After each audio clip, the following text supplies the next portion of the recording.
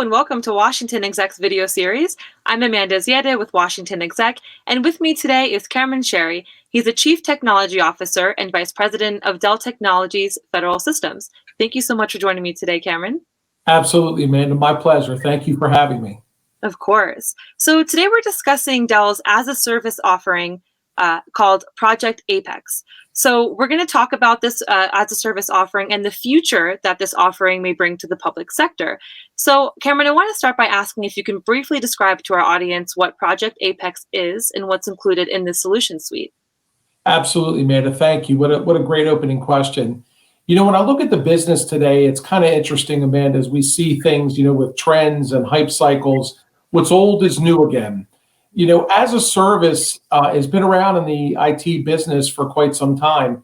If we think of going back even to the mainframe days where people would buy cycles or MIPS off of a mainframe, then we see this resurgence of client-server technology, and we seem to have forgotten that as a service is a very, very important part of delivering technology at scale.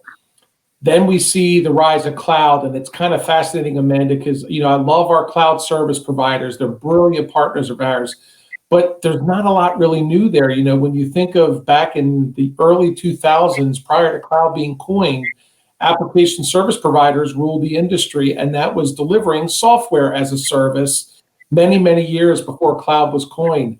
I think what this is as Apex is an acknowledgement that we're back in that cycle where people, because of the scale out ability of technology today, number one, and the pervasive use of technology that's beginning to be infused into our normal lifestyles, whether it be smartphones, smart devices, or those types of things, the acquisition of technology is becoming critically important again as we move forward. As we know, in these types of constrained or kind of austere times, capital is very precious. So being able to buy technology the way you want, how you want to use it, and pay for it the way you want to pay for it is becoming critically important in today's world. So Apex is a clear representation of as a service that begins to really bifurcate this discussion. So when you're talking cloud, it's not necessarily just cloud anymore. Now we have this burgeoning new model again that is exciting because it's providing all kinds of new acquisition capability for customers to be able to buy as a service in other non-traditional areas that you may not expect. So what kinds of enterprise-wide challenges is Project Apex helping organizations to solve, and how does it make workflow more efficient? Really good question. So when we think of the challenges up front, modernizing a traditional data center can be challenging, but in today's world of software defined, solving for those challenges are becoming a bit easier because software, as we all know, is much more flexible than hardware, although we are changing the game there a bit very proudly. When you look at some of the challenges that extend outside of the data center, especially in the mission environment that we see in public sector, whether you're a first responder or a war fighter or even a peacekeeper through the United Nations, technology is playing a much broader role at the tip of the spear. And we call that the speed of relevance. So being able to deploy this type of technology, although it may manifest in, say, a portable tactical cloud that may deploy with FEMA to do an emergency response, or in the back of a Humvee vehicle for a warfighter so they have all of their geospatial intelligence or other intelligence necessary, being able to apply as a service to those types of problems are really, really compelling because now you are allowing a mission to proceed without the constraints of some of the things we've recently seen that have emerged with our lessons learned with cloud computing and cloud providers. So how can Project Apex then similarly benefit the public sector? So as I apply Apex to the public sector environment, we've talked about this before, again, that capital versus operational expense and the color of money conversations. When you think of public sector, school districts, their mission is to focus on educating our children. And I think we've learned in modern times in this next normal post-pandemic world that education really has become more of a digital platform, a digital foray.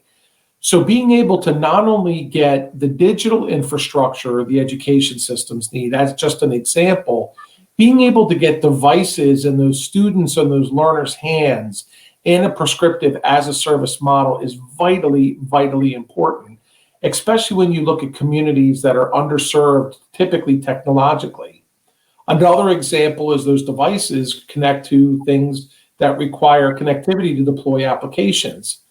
So when you think of the emerging tech in 5G and the promise that's associated there, being able to give the communities, especially the underserved communities, access to this type of technology in a very democratized way that's highly affordable, it's really critical and really important. That's just one example for the public sector. Mhm. So, is there plans to take Apex into the public sector in the near future, especially considering the widespread cloud adoption initiatives going on at all levels of federal agencies? Absolutely. And it's why I open with saying I'm beyond excited by this vision and this strategy. When you think of what Apex is, it really is taking the cloud business model to a whole new level. Cloud is great, right? It's built on the same technologies that we proudly have in our portfolio, whether it's virtualization or software defined data centers, et cetera. But when you think of the edge and you think of where mission happens in the public sector space, I'm beyond excited to not only bring brilliant technology, but a brilliant business model now so that it becomes highly affordable for all customers. I think that's really the first key. I think the second key is the agility component. Being able to buy what you need, when you need it, how you want it, is extraordinarily powerful. When you think of business models of cloud service providers today, although they reminded us that as a service is important, there are constraints in those business models. There's unpredictable prices in those business models. So being able to bring a little bit more of a risk managed and balanced approach coupled with predictability is critical. It's really critical when you're doing mission planning, especially the way that public sector, when you think of either federal government, state government, or local government, and how they do fiscal year planning, it's vital to be able to align to the way our customers and missions work. So I'm very excited, and I'm excited that over time, as the cloud console comes online for public sector customers, the power of what this innovation is going to drive. Wonderful. Well, we're certainly excited to follow the evolution and advancement of this as a service solution in public sector as well. So thank you so much for joining me today, Cameron. Thank you so much. Have a wonderful day.